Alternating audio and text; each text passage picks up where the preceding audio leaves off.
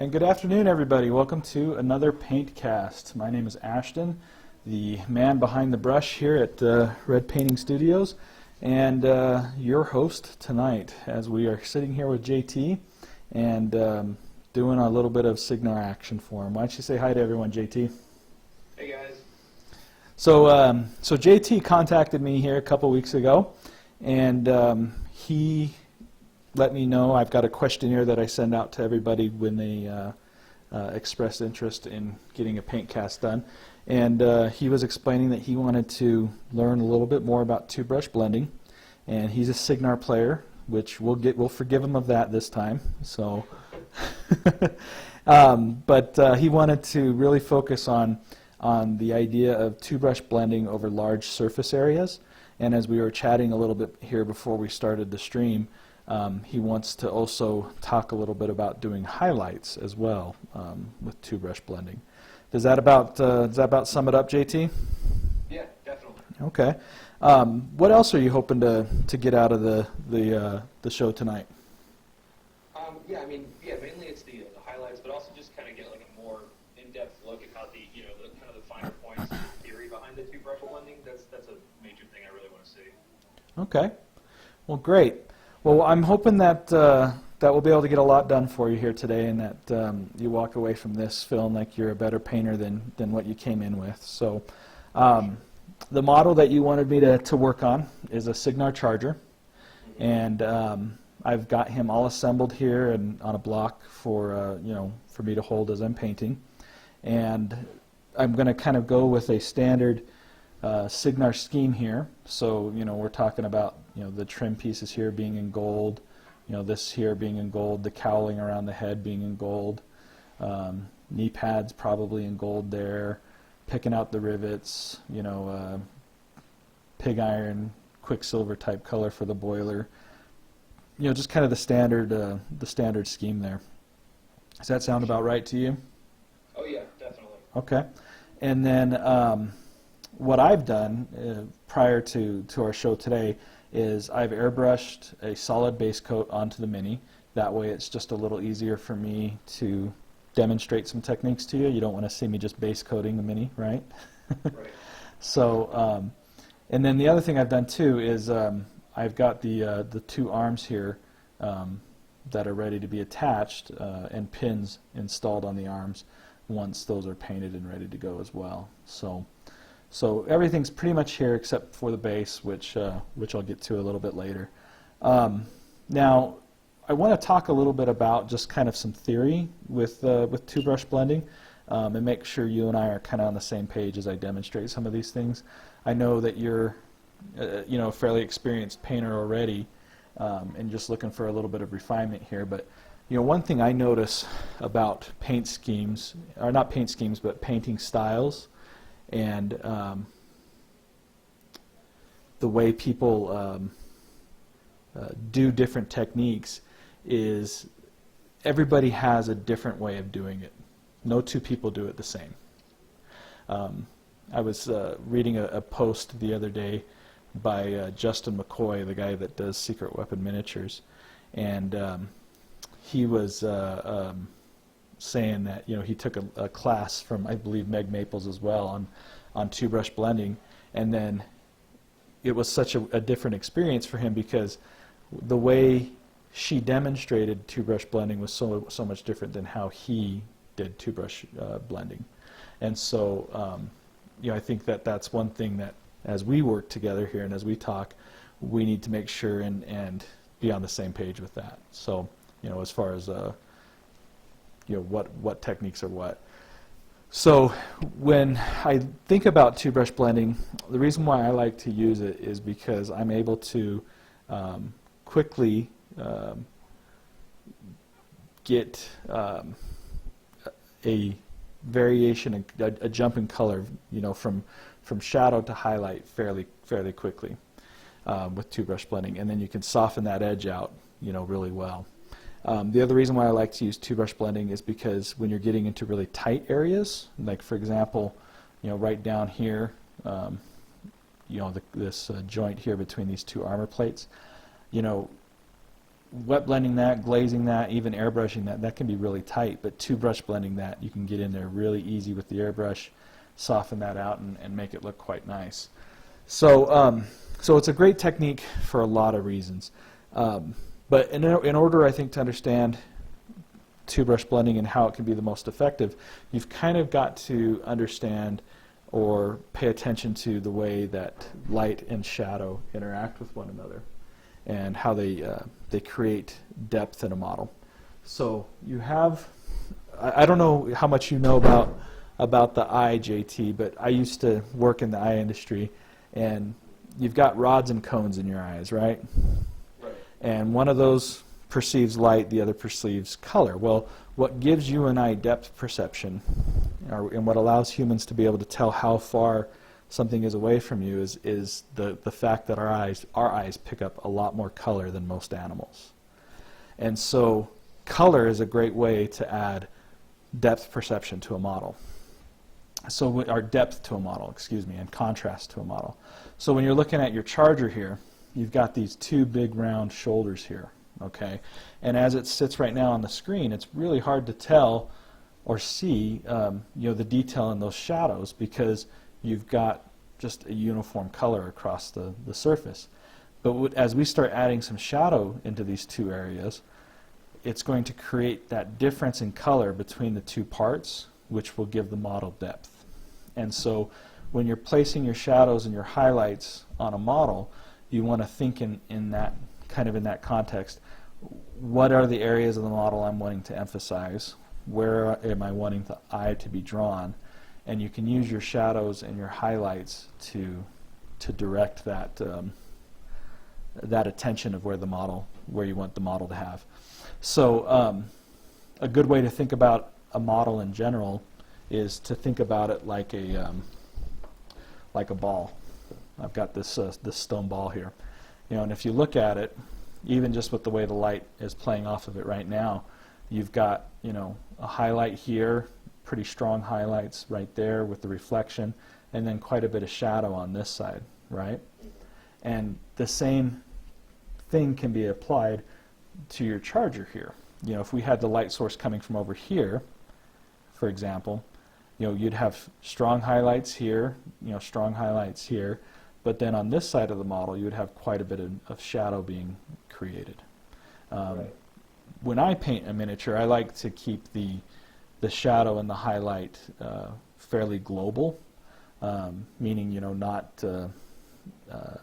not coming from one specific direction.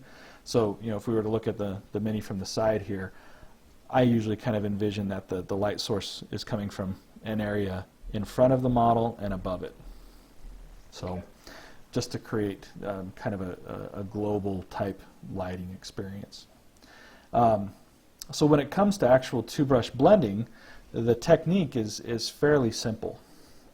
Now again, I don't know how it was necessarily demonstrated for you, but how I like to think about the technique for two-brush blending is really it's about moisture control.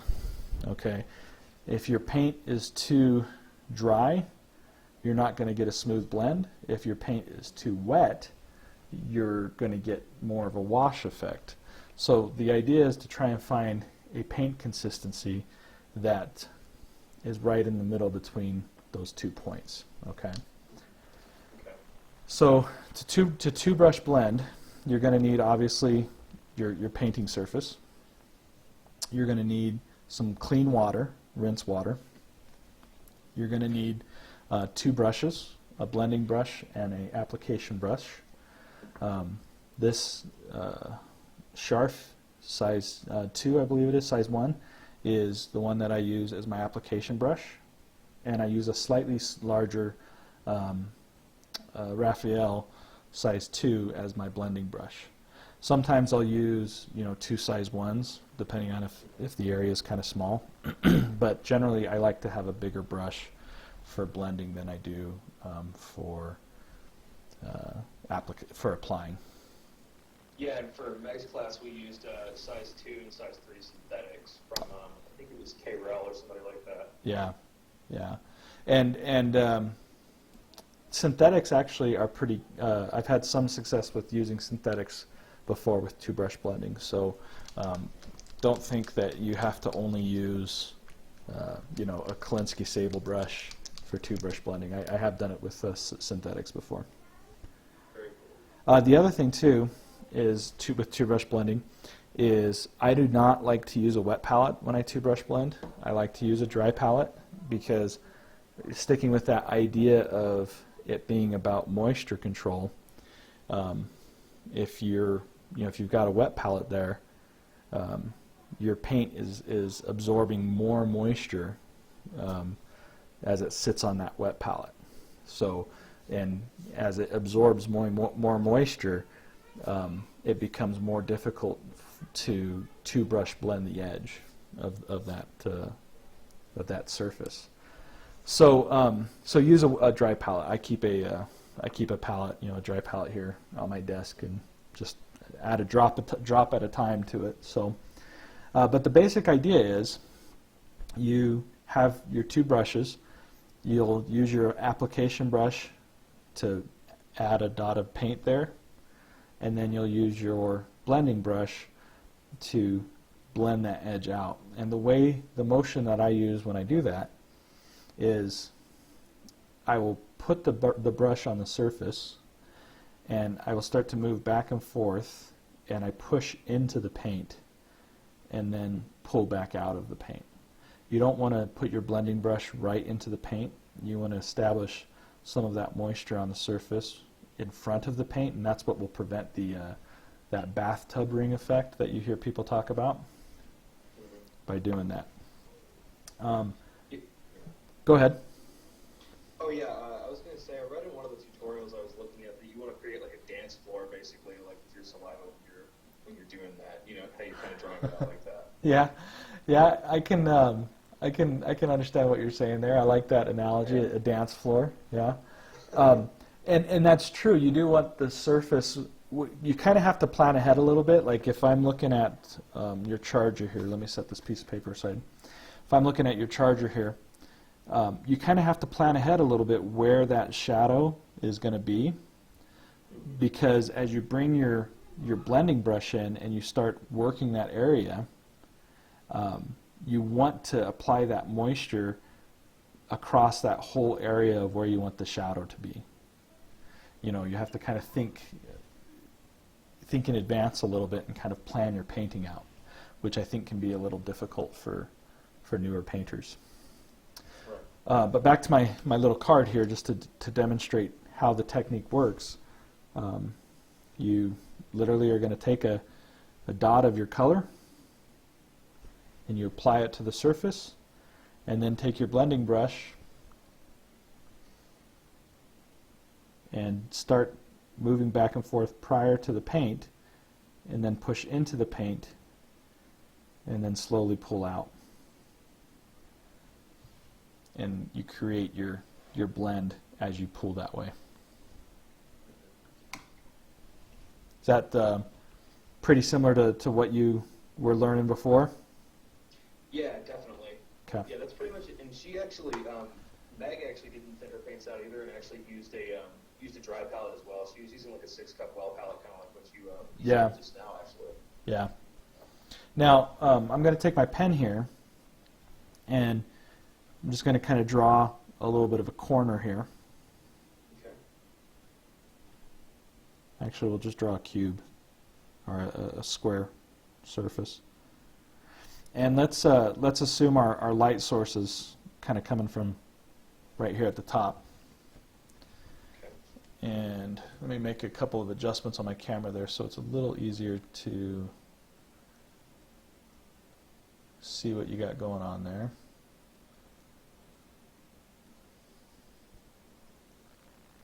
Take down some of this, brightness. There we go. That looks better. Okay. And so what I want to do now is kind of talk about where we're going to place the shadow, with the assumption that, you know, the light source is coming from here.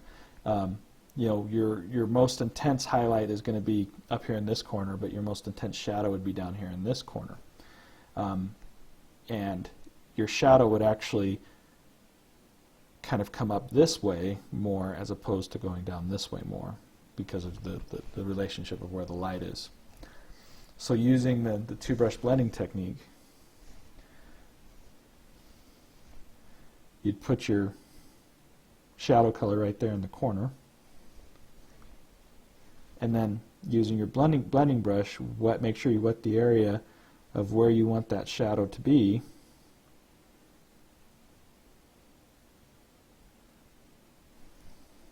and start blending that out.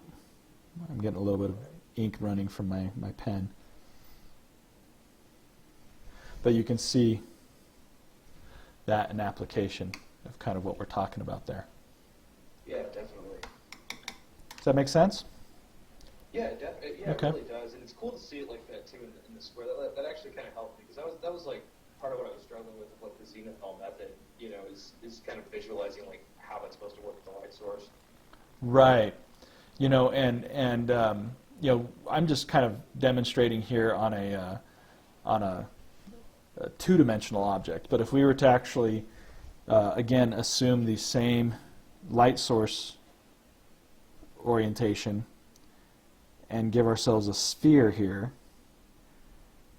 and actually paint this as a sphere, and let's say this is our surface right here, okay, you're going to have shadow down here, highlight up here, but then you're also going to have a little bit of a highlight right here along the bottom as well from reflective light coming up from the surface. So you'd have something that would look a little bit like this.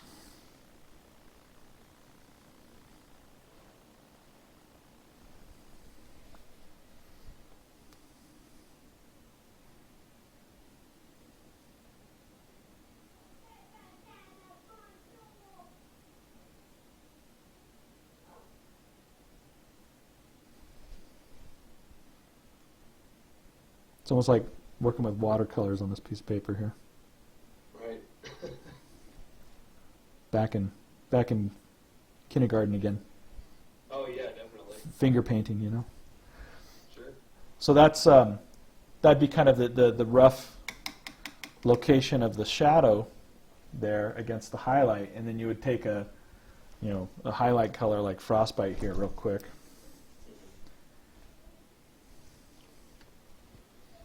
And apply a little bit of a highlight on the bottom side there to create the illusion of the reflective shadow. Right. Kind of something like that. It's a little dirty, but I think you understand what I'm saying there. Oh yeah, no, I totally get you. Okay. So, with that in mind now, let's head over to the charger and actually start applying some shadows and some highlights there. All right, sounds good. So, my base color on this guy was actually a mixture, about a 2-to-1 mixture of Cygnar blue highlight and frostbite. So roughly 2 drops Cygnar blue highlight to 1 drop frostbite, and that's kind of my highlight color in general for Cygnar blue, and so that's what he was airbrushed in. Very cool. And the reason why I did that, let me adjust my lighting here a little more, because now we're not working with that super white background. That's a little better. Mm-hmm. Now the reason why I did the lighter base coat was because I struggled to paint or to two-brush blend highlights. Most people do. And so by applying more or less your final highlight color to the complete surface of the model, you only have to work in your midtones and your shadows. So it saves a little bit of time, and it makes things a little bit easier, because it's always easier to go light to dark than it is to go dark to light. So with that in mind, our light source on your charger here is going to kind of be above and in front. So we're going to have some good strong highlights right here across the top. We're going to have some good highlights right around here. Okay, but as we move back, we're going to get a little more into the shadows. This leg will be fairly shadowed. Top of this thigh will have some good highlight on it. And there's going to be some shadows back in here as well. So the first color that I'm actually going to shade with is going to be Cygnar Blue Highlight. Because remember, the base coat that I have is a mixture right now. So we're going to start by just taking it down a little bit at a time. And when you're working with two brush blending over large surfaces, that's kind of your first little key there is don't be greedy and take your shadows down a little bit at a time. Don't try to go straight from your base color to your darkest shadow. Give yourself a couple of intermediate shades to slowly move down on that. So I'm going to start by putting some of this Cygnar Blue highlight just right here at the bottom, right next to that edge. And I'm going to want to pull this up into this joint right up in here. I think I've got a little too much paint on the surface, so I'm just pulling a little bit off. Sure. That's the nice thing about two brush blending is you can kind of move that paint around a lot easier than you otherwise could. Now this first shadow color really isn't going to show up very much at all at this point. This is just more or less kind of establishing where the shadow is going to be without producing an overly dark shadow. Right. And I was watching your video again where you did, I think it was P. Iris, where you were doing her cloak, and I noticed that when you were blending your shades, that they kind of tinted the entire surface of the piece, of her cloak in general. So is that kind of also part of the theory behind the shading? Is that you're thinning it out so much toward the end of the blend that it's kind of almost creating a little bit of a glaze over that surface and tinting it? Yeah, there's definitely going to be some of that, especially when you're working with such a light base coat. That you want to pull that. I mean, you'll notice that as I was blending, and when this video gets published to YouTube, you can go back and watch it. But you noticed I pulled that blend all the way up to the top of the shoulder here. And there's no rings there, no watermarks there, but I pulled it all that way because that color is influencing all the way up. Right. And in fact, when you look at this straight on, you can already see the difference that having the shadow here versus not having it here creates. Definitely. And it's already creating that contrast. It's already creating that colored change that we were talking about earlier. That provides the depth to the model that it wouldn't otherwise have. Right.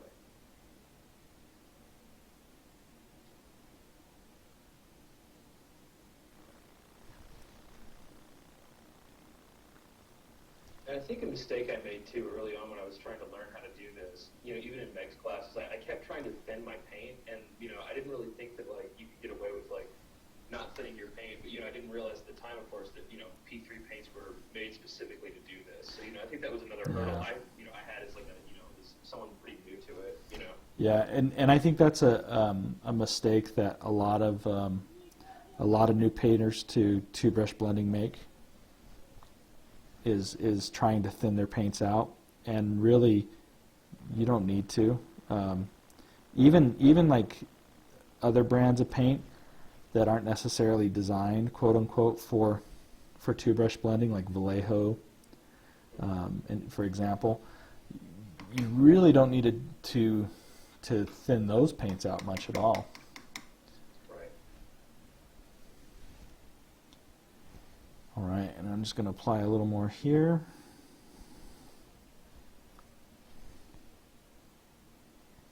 And blue, you picked a good army for learning two brush blending on, JT, because blue actually two brush blends really, really nicely. It's a really easy color to learn with. Yeah, definitely. Now, I want to talk a little bit about contrast for a moment, Okay. because now that we're starting to build some shadow here on these two shoulder pauldrons, you've got kind of a shadow here, and then you've got a shadow here, and then you've got this little armor piece right here that kind of just sticks out. So what I want to do is I want to maintain this border here where you've got a shadow, and then a strong highlight. And so instead of applying a shadow here or here on this armor piece here, I'm actually going to come down here to the bottom and blend this shadow up so that I maintain the highlight here at the top. Okay. Let me show you here. A little more paint than that. Make sure I'm in camera there.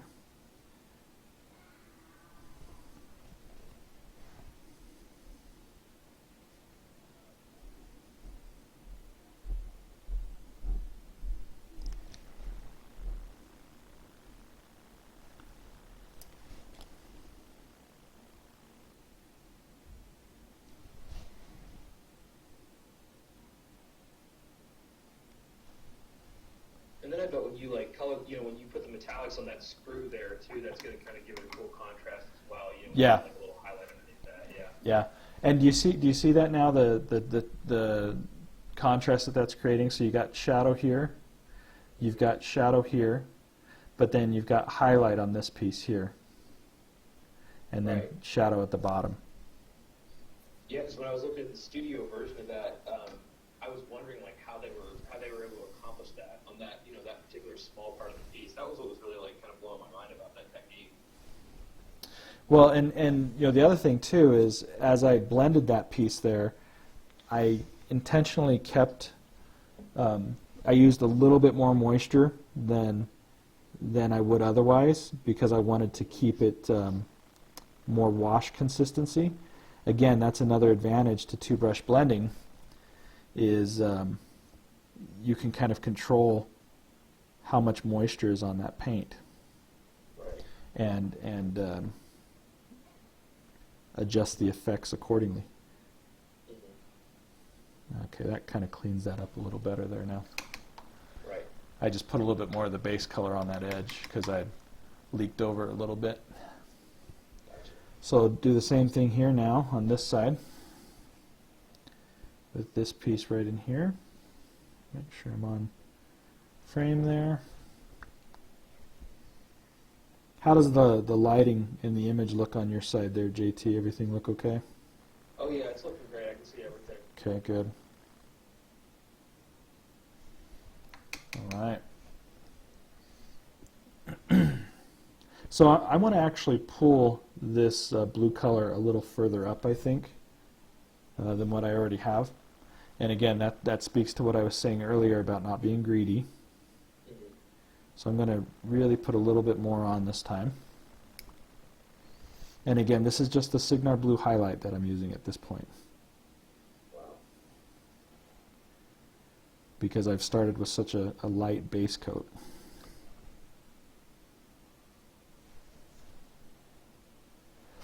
And when you're working over a larger area like this with two-brush blending, you want to keep your brush fairly moist, and you want to work smooth. You notice as I'm applying here and as I'm blending, my brush isn't doing quick choppy movements like this, JT. I'm keeping it smooth, I'm keeping it long. Okay, that's what she said. Sorry. I'm a big Office fan. I love that show. Oh, me too. I'm a huge fan of The Office.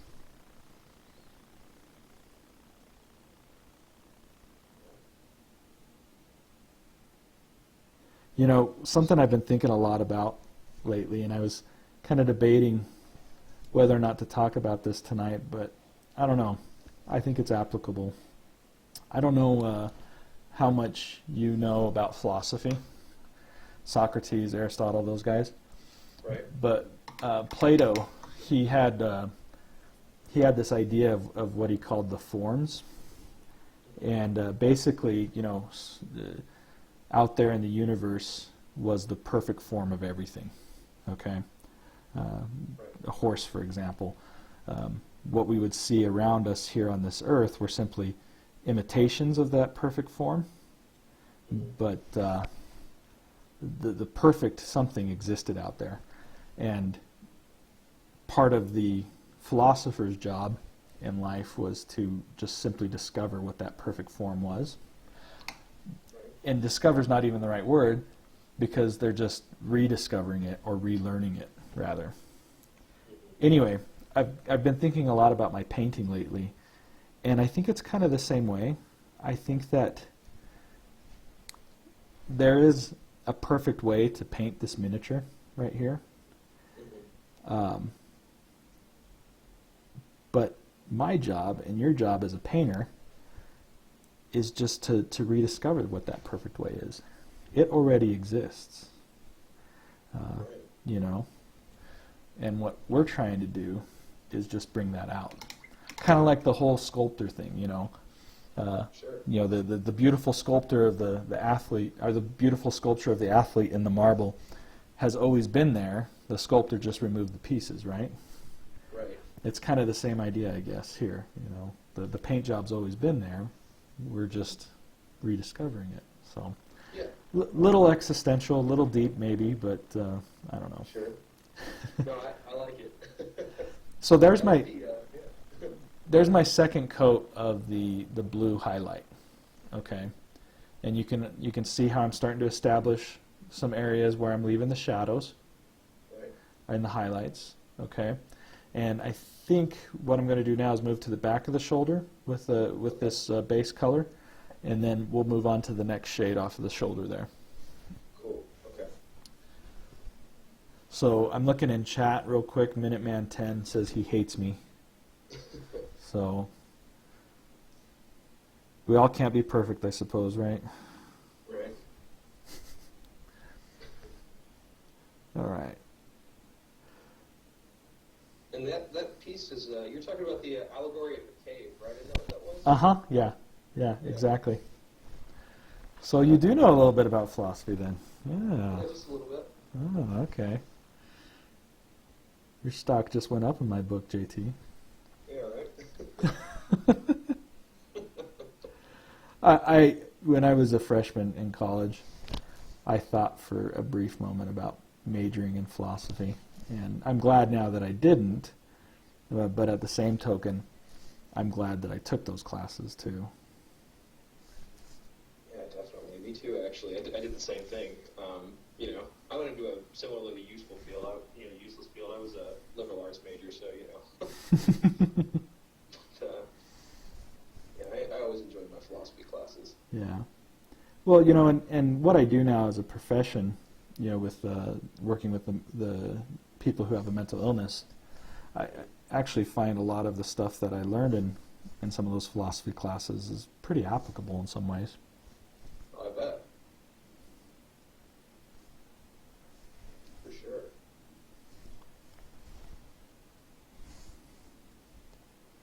And I'm applying these shadow colors of the Cygnar base highlight pretty heavy underneath here, because this area back in here is going to have a lot of shadow to it. Right.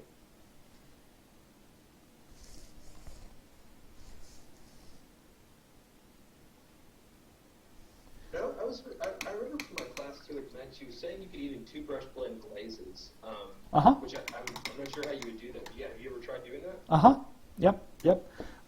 And you can two-brush blend glazes and washes, because a wash and a glaze are in a lot of ways the same thing. And I'm looking on my desk here to see if I've got something I can demonstrate that with real quick. I wonder if I could use this. Let me use this here real fast. Okay. I'm painting a sacral vault for Jay Larson from Chain Attack, and Nice. here's the victim, right? So Great. he's just been airbrushed and washed at this point. Okay, nothing too fancy. But if I take a really dark wash, like this is the dark tone from Army Painter. Mhm. And what you do is the same basic principle. You're going to use a brush to blend with, you're going to use a brush to apply with, okay? So we'll do something here, right here in the armpit. Let me focus in on this a little better.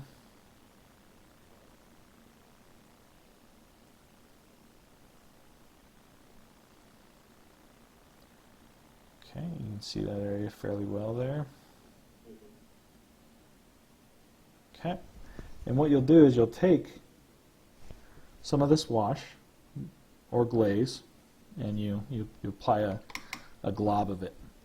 And then you come back with your blending brush, which I'm just using the same brush again but rinsed, and you're just going to pull this edge out. Oh, wow, okay. And what that's doing is, instead of leaving a nice hard line of where the wash or the glaze stops, you're just softening that up a little bit. You see that? Yeah, definitely. So that's a way that you can two-brush blend glazes. You can do that with inks also.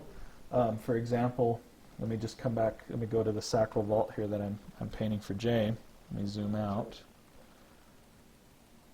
Oh man,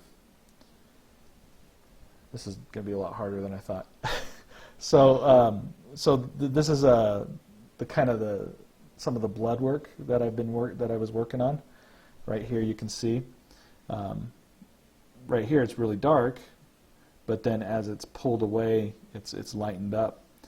Same back up in here a little bit. You can also see it. That's the only place really I'm doing it the most right now. So that's kind of the same idea. You know, you can apply the wash in one spot and then feather that out towards the edge and get the same effect. Would you still be using saliva in your brush for that? Saliva or water, either way is fine. Yeah. Yeah, you're not going to have a problem going either way. Okay, so back to your charger here. So he's looking pretty good. I think it's time to darken things up a bit though. We're still working a lot in those mid-tones there, so we want to come down, take it a step down now, and we're going to use Cygnar Blue Base. And I'm going to add a dot of it right there. Okay. And you're just going to two-brush blend that, working it right along the edge of that armor plate.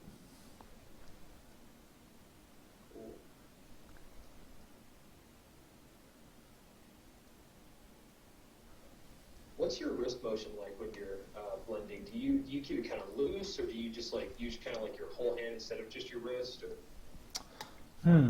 That's a good question. Let me think about that for a second. Okay. So I apply it. And I'd actually say I probably keep my wrist fairly rigid. And I'm using my fingers, my hand motion back and forth to blend with. But then again, I have really big hands.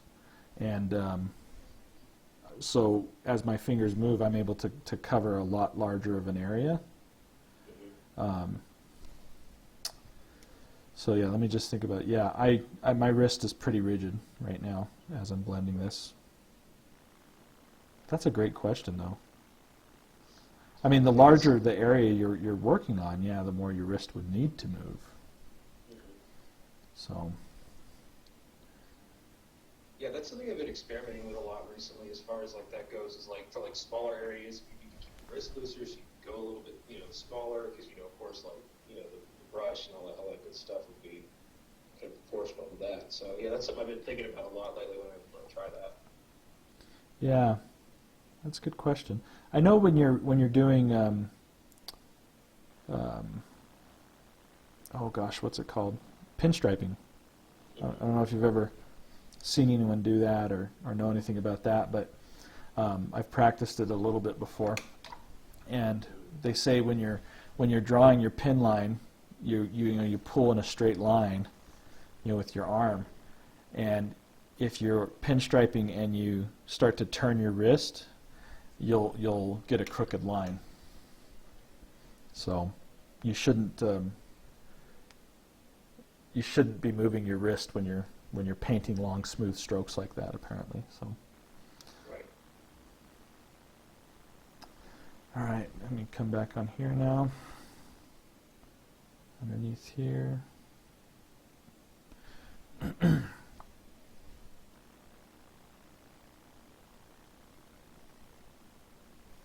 Yeah, when I work on my GW stuff, that's something I think about a lot. I actually have been watching a lot of pinstriping videos because, you know, the edge highlighting and stuff like that, and that definitely makes a lot of sense. Oh yeah, and those pinstripers, man, oh, they do some beautiful work. Oh, definitely. You know, I don't mean this in any kind of derogatory way to them, but they kind of remind me of those guys that you see like on the street corners doing those paintings out of spray cans, you know. Oh yeah, yeah, definitely. Where you could give them you know a piece of paper and, you know, finger paint, and they're going to turn out a Picasso, you know. It's just they're so talented that, you know, you just want to put your brushes away when they're done. Okay, I go home. Forget this, you know. Yeah, I saw one of those dudes in Austin, actually. This guy named Cosmo was doing that, and I just stood there for probably 45 minutes and watched the guy work. It was so cool to see that. That's amazing to watch those guys do that. Or those guys that do the names on a grain of rice. Oh, I haven't seen those. Oh, yeah. They'll write your name on a grain of rice for you, and then they put it in a little vial that's like full of oil, so it magnifies it, you know, so you can see it. And yeah, it's just, yeah. Hang your brushes up, you're done. Go home. Yeah.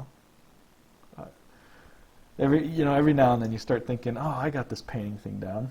I know what I'm doing, and then you see something like that, and you're just like, nope, I don't.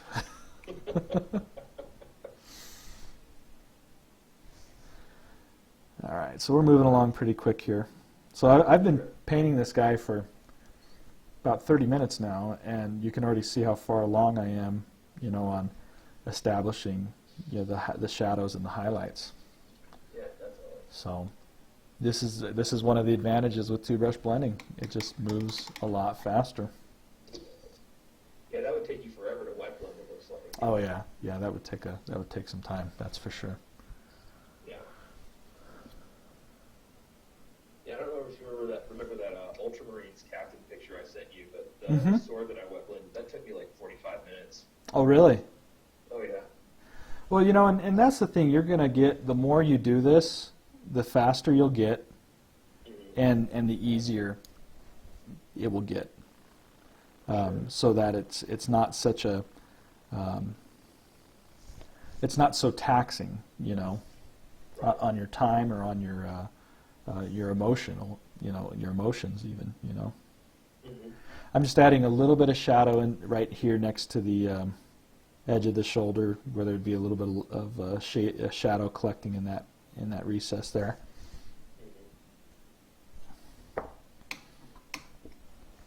Yeah, it's cool because it looks like it's like black lining for you. You know, like when you were working on Chris's Cygnar, it looked, you know, when you're doing the black lining technique, it looks like it's pretty much just like taking care of that.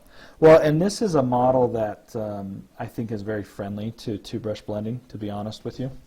I have to admit I was excited when you asked for this model. Yeah. I was like, oh, I couldn't have a better one to demonstrate on. That's a perfect model. And the reason being is because you got such hard breaks in the armor there, and it really makes it easier. I'm also going to pull the shadow up a little bit higher on these plates on the other side of his head. As you look at it, I think they just are standing out a little too much at this point. I think I need to have a little bit of shadow back here on those sides. Not much, just a little bit. because it's creating a nice border effect, and I don't want to get rid of that too much. Yeah, it looks super crisp. Yeah. There we go. That looks better. So you play 40K as well? I just paint 40K, but I'm really looking forward to getting into it. I just found some people, one of the game shops near me, they're playing now, so I'm definitely gonna, once I get all moved in, I'm gonna start playing. That's cool. That was the game system that I first started playing, was 40K. Oh yeah, I'm a big fan of that. Yeah. Now let's talk a little bit about highlighting. I'm going to use straight frostbite, and I'm going to apply just a little bit right in here, and then two brush blend it down.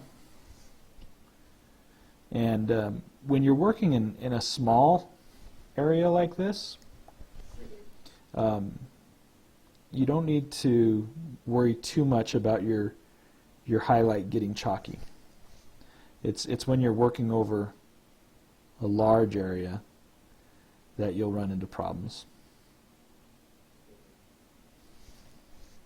So just in a small little area like that, you're probably okay. That makes sense. And then what else you can do is just mix up a little bit of the original base color. So instead of going like two drops Cygnar base highlight, 1 drop frostbite, you can just do like a 1-to-1 mix, and then add that on, and then just start wet blending that, two brush blending that around. Right. And with the highlight like that, you need to build that over several layers. It's not something you just jump to right away like we did with the shadow. You need to build that up slowly. And that was the one thing that messed me up the most, was the final like frostbite and Cygnar blue highlight mix.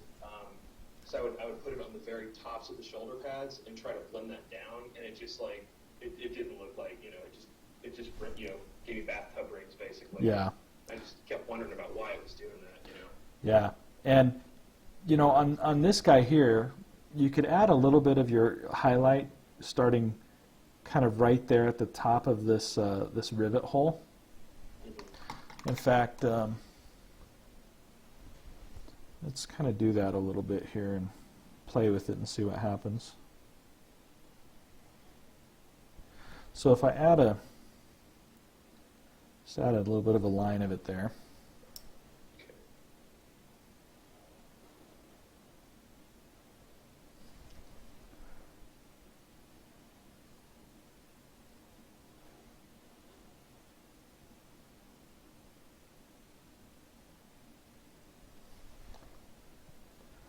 And then that's going to take a second to dry because you're not going to see it right now. Mixing up just a little bit more of it to use on the other side here.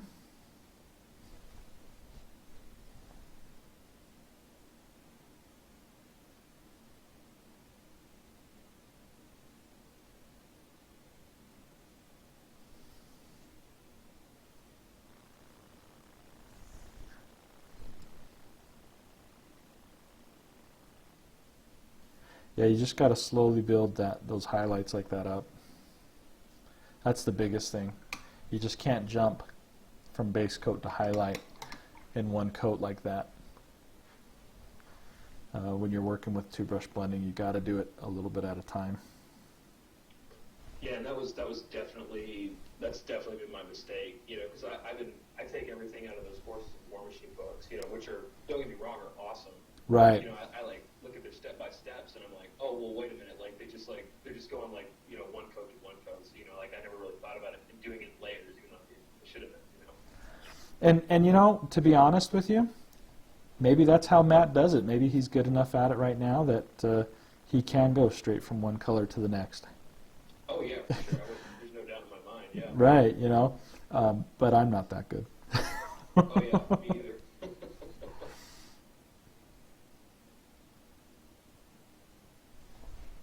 Okay.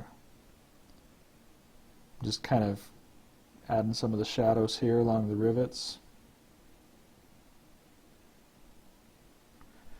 And again, I'm working with the Cygnar blue highlight color first. That's kind of my mid-tone.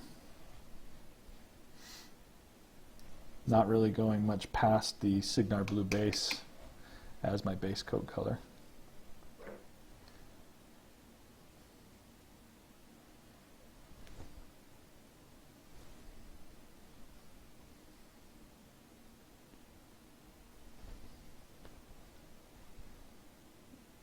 Okay.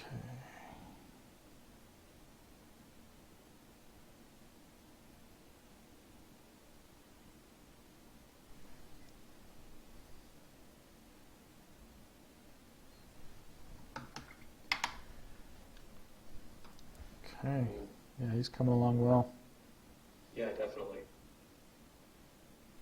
Once he get these golds on here too, he's going to look pretty sharp. Oh yeah, I think so for sure. You know, you got me thinking about picking up a scale color metallic set, man. Those golds you were using look real good. That Viking gold's such a nice gold. Man, I don't know if you saw my Facebook page post when I first painted with that. I called it a paintgasm. Right? I mean, seriously, it was to be able to put down a coat of gold paint with single coverage, you know, was amazing. Oh, yeah. It just, yeah.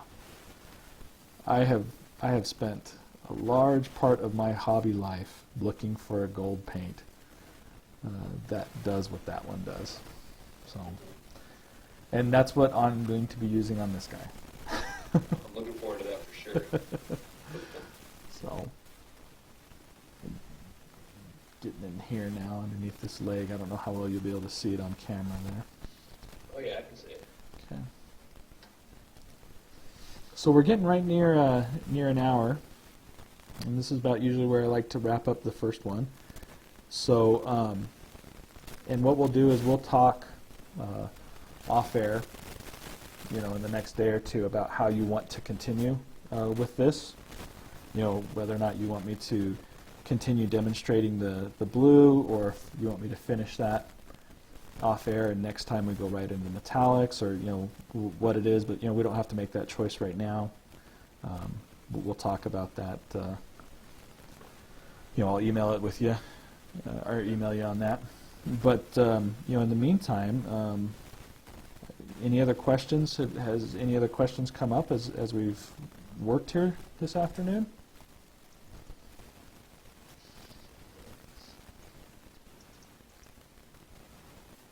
Oh, is that for me or for the? Yeah, that was for you, JT. I'm sorry. Oh, okay. Oh, no worries then. Let's see. So yeah, when you talk about moisture control, like how do you usually do you like, you know, kind of like make kind of like a cup with your tongue when you're wetting your brush, or like kind of what's your approach to applying that moisture control? Okay. What I'm looking for is how the paint, the first thing I'm looking at when I'm trying to decide how much moisture I need to have in my brush is how is the paint sitting on the surface that I'm going to blend. Okay. If that paint is sitting there like a blob of paint, you know, something like this,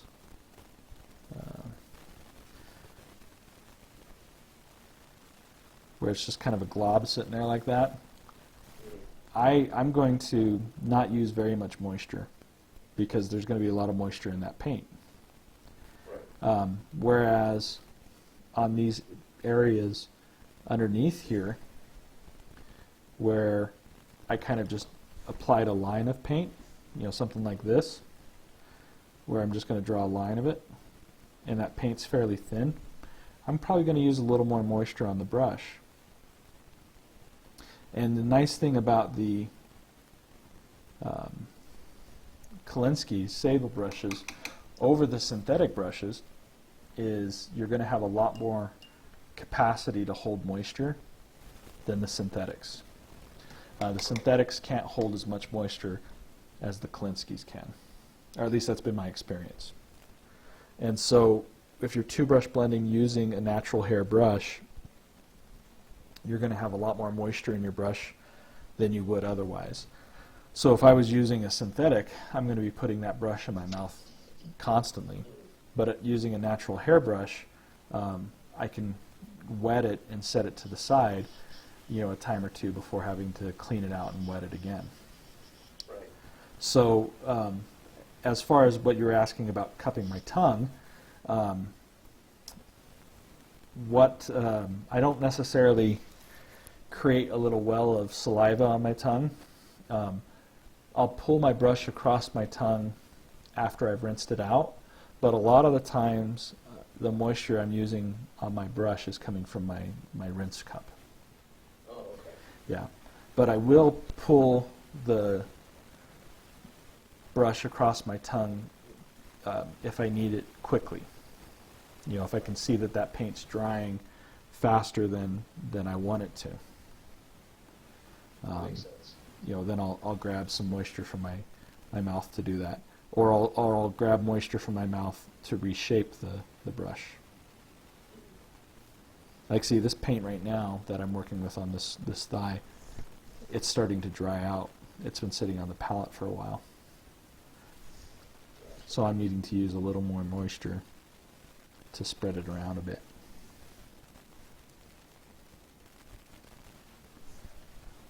All right, so with that, for you folks that are watching live, if you guys want to start putting your questions up in chat, I will take the last few minutes to answer them. I know there's already been a few that have put up there, so I'll kind of go through those ones that are already on there and answer those. And JT, if you feel like you've got an answer to some of these questions too, you make sure and chime in. Sure. So let's see, who did we have in chat today? Okay, so 14 people today, which is nice. That's a good amount of people. A couple of repeats. Brackwall, Eric's here. Drolath's here.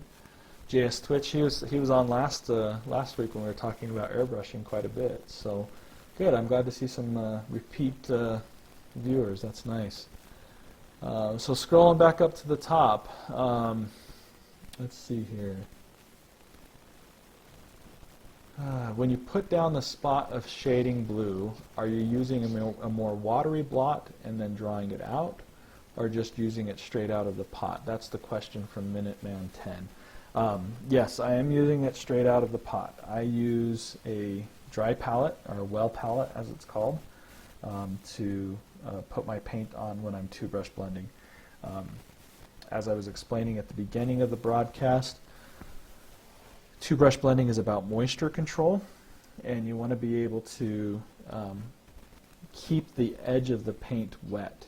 And if the paint is too thin, or if you've added too much water to it, it's going to actually dry faster than it would otherwise. So by using it straight out of the pot, you get a little bit of a longer blending time with it. Hope that answers your question. Let's see here.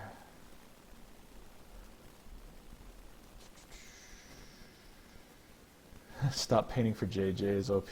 Nice. It looks like there's just a bunch of chat today here. Not a lot of questions. So, do people who paint at this level even put them on the tabletop, or do they just stay in a display case? Nice question. My Menoth see a ton of table time, and they're very well painted. So every time I play, actually, I pull them out. The Cephalix army that I'm working on right now for the Donator Paint Challenge is painted to a very high standard, and that's, I'm hoping, going to get a lot of table time. So yeah, so it's definitely, they definitely see the games. So let's see here.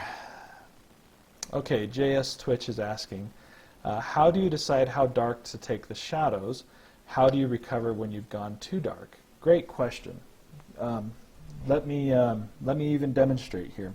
So if you look on the shoulder here, you can see that this one here is a little lighter than this one here.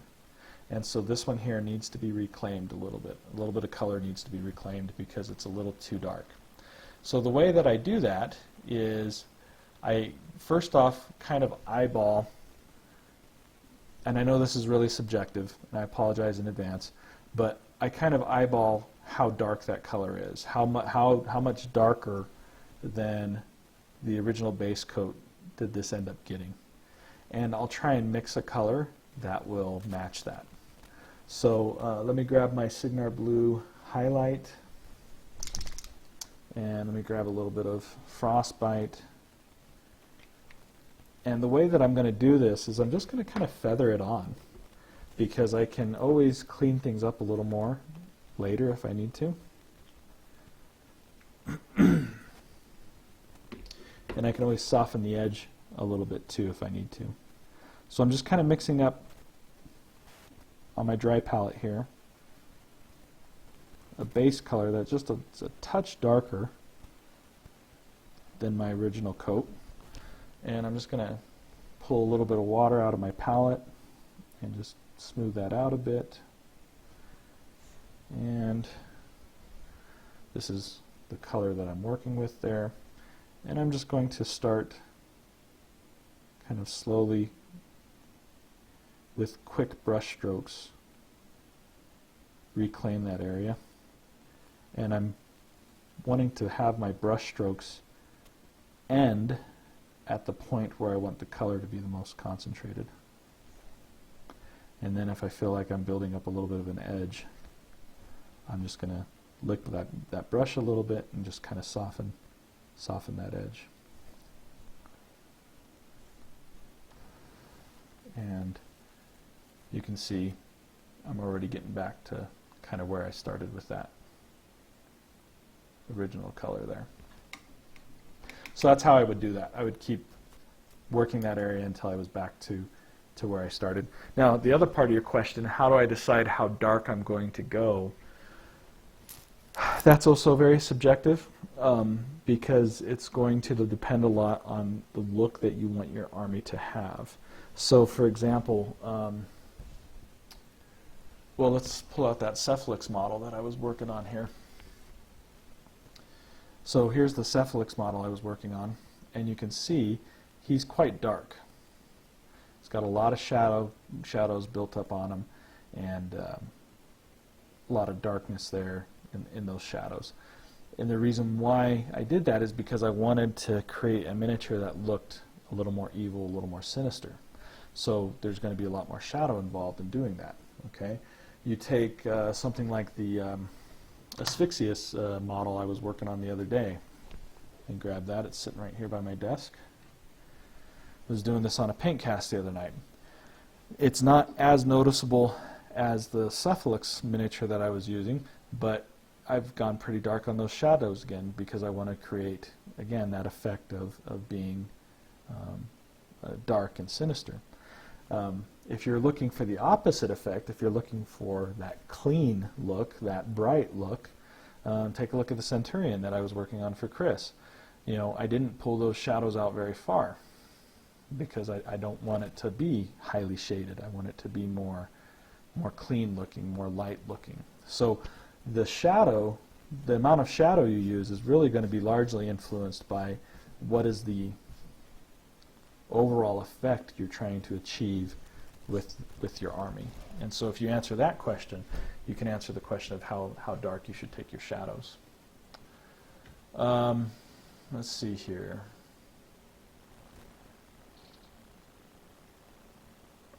More discussion in general. Drolas asking if I'm doing another cast after this one. I will be, so if you guys want to stick around and chat, I'll be back on. JS Twitch is asking, how do you recover from a mistake? The airbrush paint has a different texture than a brush applies. Yes and no, JS Twitch.